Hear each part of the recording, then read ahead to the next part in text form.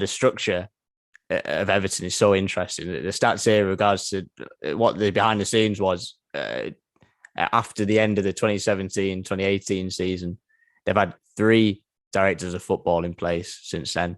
The person who's in charge for the long-term project of the club, within 3 seasons, 3 different directors of footballs. And I think that kind of speaks for itself with the structure of things. Within that, also 4 different managers as well. But I think the Dele Alli situation kind of epitomizes the problems. I think, like you said, yeah, it's recruitment. I think recruitment is important, but you can change players, and you can see that Dele Alli has not really changed at all from the situation. But also in recruitment as well. You know, when you recruit players, you ask around about what the players like and what the situations are like. And in that case, you have a video on YouTube. You can go on Amazon Prime, you go on whatever. You can see the meeting that he has with Mourinho, when Mourinho is saying you've got to start providing, you've got to start performing. You only got one chance. You really got to do this. And then you watch as he does not do anything about it. And then I don't know how, as a side, you go, oh, that's the player I want.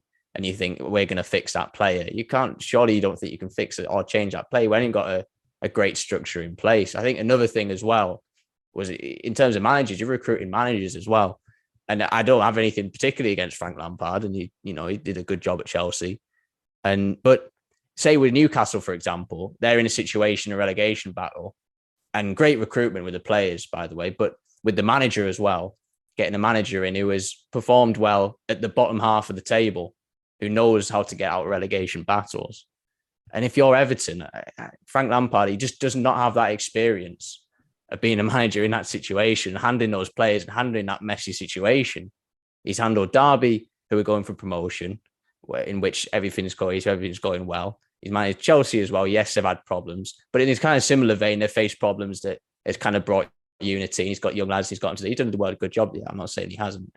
But then you put him in a situation at Everton, and I feel bad for him in that sense, because he's not had that experience before. He's not been that fighter, and that's not his fault. And it's something we'll touch on, because there's so much talk around the recruiting of managers. Say with Manchester United, the recruitment of Ten Hag and how important that is. But for me, it's starting to be less so important, because there's such big influence behind the scene. Like I said, they're directors of football. 3 different ones, and really that's the role now that's forming. It's probably the most important above the manager, and you can see really that's where the problems are. It doesn't matter if the manager comes in or what. Hopefully they make the right choice, but really the long-term success of a club is being determined now by figures above the manager, and kind of one sole figure in a technical director or whatever you want to call it. So I think really Everton's a great example of that, but also of something we talked about there when you went into Derby, and they have 4 different coaches and they don't know the structure, don't know the hierarchy of it, and you go in there and say, right, Wayne's in charge, you follow Wayne. And kind of in that sense, in Everton, it seems like every few months that's changing all the time. You'd imagine from that there's probably conflict all the time behind the scenes as well, and you can see how that affects the performances on the pitch. I mean, it's interesting because we were talking about how much Everton have spent, and I've got the stats here. I've got everything on my computer today. But the stats, I think, from February 2022, with regards to net spend over the past 10 years, and Everton are 8th on that list with 429 million euros. Take that into comparison against the team they just played in Liverpool, who have a net spend of 347 million.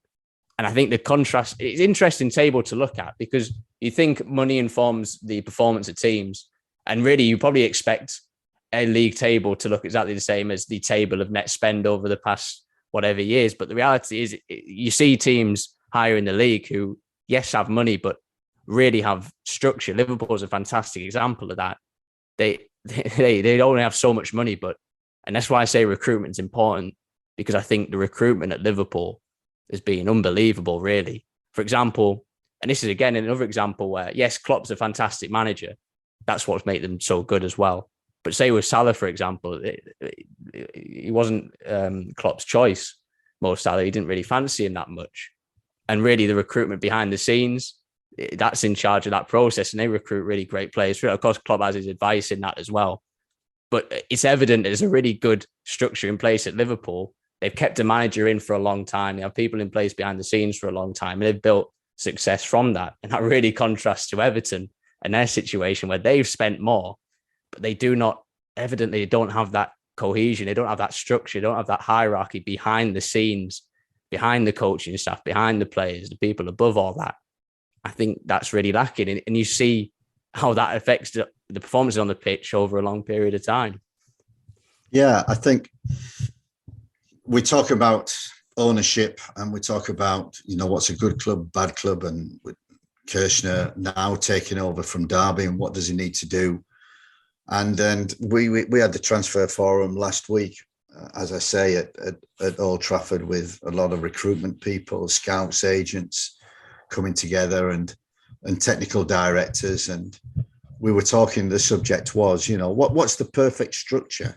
What is the ideal structure of a football club? There isn't one. Yeah. There isn't one because everyone's different. Everything's different and everybody has to adapt to different things. And so I reflected on that and I reflected on that because thinking of Kirshner coming in at Derby, and also you talked about Everton. And I thought, well, what is a good structure? And the key, and Joe, who has been head of recruitment at Derby County, has just been and still is doing a technical director's course through the FA, and learning a little bit about that. That the structures really is about having ownership. The structure is the key, is ownership. They must have vision. They must have goals, and they must provide the funds and wherewithals for the club to succeed in that vision and attain their goals. But he must know what his club looks like, feels like, what that team looks like, feels like, what it plays like, what the fans, what messages he wants. And then you have behind him or underneath is a CEO who controls the funds. Yeah. They could, because owners can go mad. I want one striker. I'll buy you two. I'll buy you three. No. The CEO's responsibility is to control the funds, keep it legal, because look, the problems that Derby have had through, it's and within budget. Otherwise, you get into trouble, as is seen. And then you come into the football side, and that's the TD, that's the technical director of football, whatever you like to say. And his responsibilities are the football side as a whole. I listened to a great podcast with Dan Ashworth the other month, talking about the 7 spokes of the wheel. That's what I was thinking. He's in the middle. And his responsibility is delivering that vision for the owner. Yeah. Through the CEO delivering budget so the owner can achieve what he wants to, and it's his responsibility. Yeah. Now his responsibility is, as well as first team, overseeing that, is the academy, is the recruitment, is the sports science, is the analytics, is the messages to the media, to the players, to the manager as well. So his responsibilities are for the club in general. And now in today's modern football is the head coach, whose responsibility is results on the field. Yeah. That's it. We talked about Paul Simpson, didn't we, a few weeks ago? Yeah. What are you doing? All I'm focusing on, not the academy, not this, not that, not the other, results on the field. And that's what you want. That's the responsibility of the head coach. The bigger picture, leave that to the technical director. Yeah. The smaller picture. And he's responsible for results on the field. He's responsible for the development of the potential within that squad on the field. Whether the owner wants a business and wants to sell players through academy, so he's got the blood young players, he's got to see that he's developing players throughout the club for first team to sell. And he's got to function with the support of the staff. So he's in charge of that area. But they're the 4 fundamentals. But the key is, and Joe gave it to me the other week. The key is alignment.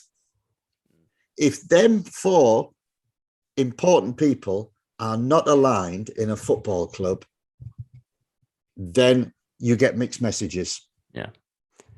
And then you get chaos. Yeah. And then you don't know. And then you get the TD leaving because of mixed message. And then you get another one coming in and it's a new message.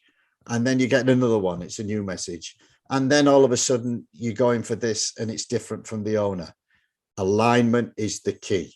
The top clubs have it. And generally, not a lot of people, and I always often say the most important thing in a football club is that first team on a Saturday afternoon. Yeah. I know it's Sundays and Tuesdays now, but we call it that Saturday after. On them 11 players on the field are the most important people in that football club. They deliver the results for them to thrive. Yeah. And so the messages must be aligned. When you don't get alignment, you get chaos.